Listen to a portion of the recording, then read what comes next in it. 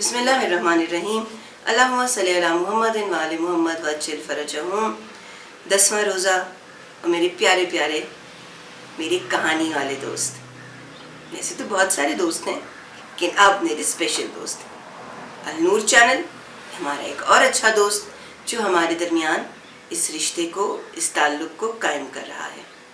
پیارے بچوں، 10 رمضان المبارک کا دن ایک اور عظیم خاتون کے نام سے وابستہ ہے، اور آج ہم اسی خاتون کے بارے میں سیکھیں گے، سنیں گے، سمجھیں گے اور دیکھیں گے کہ ہمیں ان کی زندگی سے کیا سبق ملتا ہے۔ آپ کا نام ہے جناب خدیجۃ الکبریٰ، سنا ہے نا نام آپ نے؟ جی بالکل، جناب خدیجۃ الکبریٰ کا آج یوم وفات ہے۔ 10 رمضان المبارک حضرت خدیجہ اس دنیا سے رخصت ہوئیں، اور رسول خدا صلی اللہ علیہ وآلہ وسلم کی پہلی بیوی تھیں، جناب فاطمہ سلام اللہ علیہ کی والدہ تھیں، اور بہت ہی عظیم خاتون تھیں۔ اگر اسلام میں ایک اسٹرانگ خاتون کی اگزامپل ملتی ہے تو وہ جناب خدیجہ نے۔ اور یہ جو میری آج کی سٹوری ہے نا، یہ میری چھوٹی چھوٹی بیٹیوں کے لیے اور بہنوں کے لیے اور میری ان فرینڈز کے لیے ہے جو یہ سمجھتی ہیں کہ لڑکی ہو کر وہ کچھ نہیں کر سکتی، عورت ہونا ویکنس ہے۔ بالکل نہیں، اللہ تعالیٰ نے آپ کو ویک بنایا ضرور ہے، صنف نازک بنایا ہے، لیکن پھول بھی تو نازک ہوتا ہے نا، اور جب اس میں سے خوشبو آتی ہے تو وہ خوشبو کہاں کہاں تک جاتی ہے۔ اللہ تعالیٰ نے بیٹیوں کو رحمت بنایا، یعنی اپنے ماں باپ کے لیے خوشی۔ اللہ تعالیٰ نے ماؤں کو اپنے بچوں کے لیے جنت بنایا، کہ جو ماں سے نیکی کرتا ہے، باپ سے نیکی کرتا ہے، اللہ تعالیٰ اس کے لیے جنت رکھتا ہے۔ اللہ تعالیٰ نے بہنوں کو بیسٹ فرینڈ بنایا، لڑنا نہیں ہے بہنوں سے، ان سے پیار کرنا ہے۔ اللہ تعالیٰ نے بیویوں کو اسٹرینتھ بنایا، طاقت بنایا، اور اسلام نے عورت کو ایک بہت بڑی ویلیو دی، بہت مقام دیا، جو ہم سب کو سمجھنے کی ضرورت ہے۔ اور جناب خدیجۃ الکبریٰ یہ سمجھنے کے لیے کافی ہیں کہ کس طرح ایک عورت جب اسٹرانگ ہوتی ہے تو وہ بہت سارے مشکل کام کر لیا کرتی ہے۔ حضرت خدیجۃ الکبریٰ مکہ کی سب سے رچ خاتون تھیں، مالدار، جن کے پاس بہت پیسہ، بہت پراپرٹی تھی۔ بکس میں لکھا ہے کہ ان کے پاس اتنا مال تھا کہ اگر اس کے پہاڑ بنا دیے جاتے تو اس کے پیچھے لوگ چھپ جاتے۔ لیکن حضرت خدیجہ نے اسلام کی جو خدمت کی تو آپ نے اپنا سارا روپیہ پیسہ اسلام کی راہ میں ہولی پروفٹ کو دے دیا۔ اور جب لوگ ان کا مذاق اڑاتے تھے نا، تو پتہ ہے حضرت خدیجہ کیا کہتی تھیں؟ حضرت خدیجہ کہتی تھیں، حالانکہ کتنا سارا مال انہوں نے دیا، لیکن حضرت خدیجہ کیا فرماتی تھیں کہ میں نے اللہ کے نبی کو تھوڑا سا دیا ہے تاکہ اللہ تعالیٰ مجھے بہت کچھ دے سکے، میں نے قلیل دیا ہے تاکہ میں کثیر لے سکوں اللہ سے۔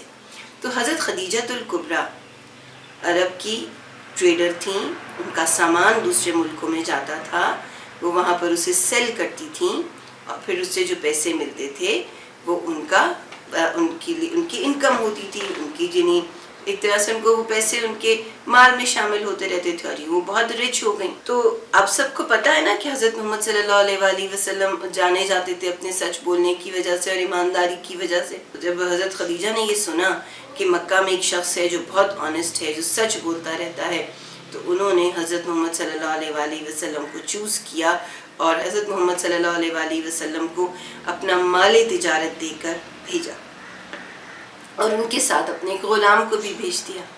جب وہ واپس آئے تو اس غلام نے بتایا کہ جس شخص کے ساتھ آپ نے مجھے بھیجا، جو صادق اور امین ہے، وہ تو بہت آنیسٹ ہیں۔ انہوں نے ایسی سٹوری سنائی کہ حضرت خدیجہ بہت امپریس ہوئیں، اور انہوں نے حضرت محمد صلی اللہ علیہ وآلہ وسلم سے شادی کرنے کا ارادہ کیا۔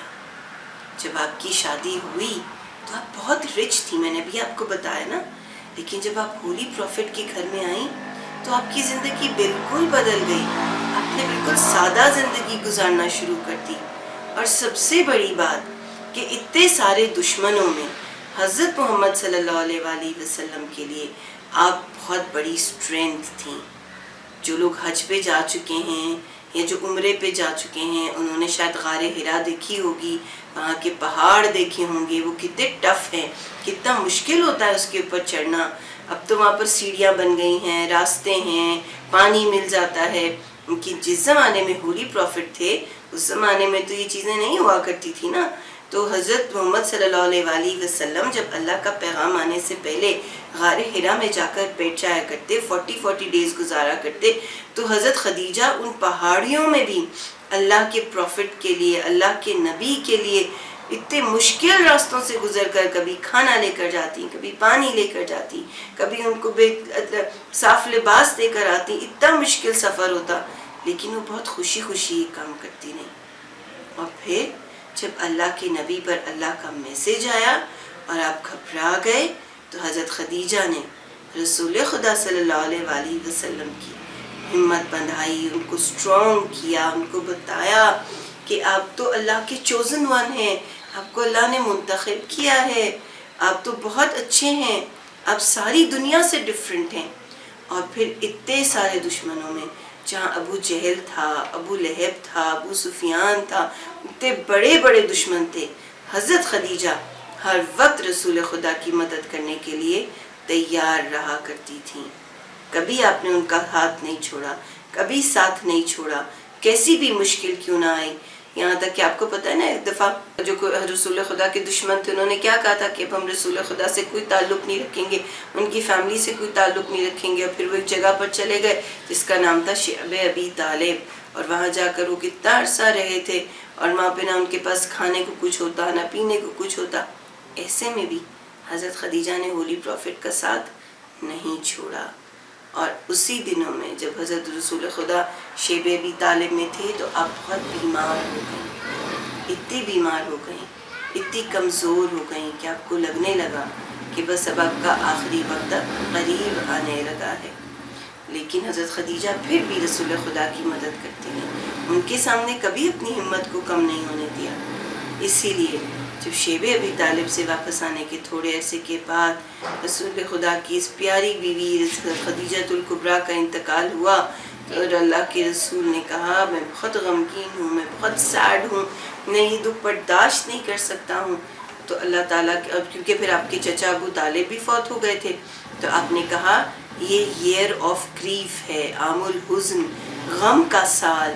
جو لوگ وہ لوگ تھے جن کے جانے سے مجھے تکلیف ہوئی ہے, دکھ پہنچا ہے, میرا دشمن اسٹرانگ ہو گیا ہے. اس لیے رسول خدا نے اس کو کہا جس سال میں یہ دونوں ہستیاں فوت ہوئیں اس کو کہا گیا عام الحزن. حضرت خدیجہ ہمارے درمیان سادگی کی مثال ہیں. جس طرح ہم پچھلی کئی سٹوریز سے یہ بتاتے آ رہے ہیں نا کہ ہمیں ہر حال میں خوش رہنا سیکھنا چاہیے, تو یہی ایگزامپل ہمیں حضرت خدیجہ کی زندگی سے بھی ملتی ہے. جس حال میں رہیں خوش رہیں, لیکن اللہ تعالیٰ کو نہ بھولیں. جیسی بھی زندگی ہو اس میں اگر خوش رہیں گے تو اللہ بھی آپ کی نعمتوں کو بڑھاتا رہے گا. پروردگار ہم سب کو جناب خدیجہ الکبریٰ کے راستے پر چلنے کی توفیق عطا فرمائے. شکریہ. اللہ حافظ.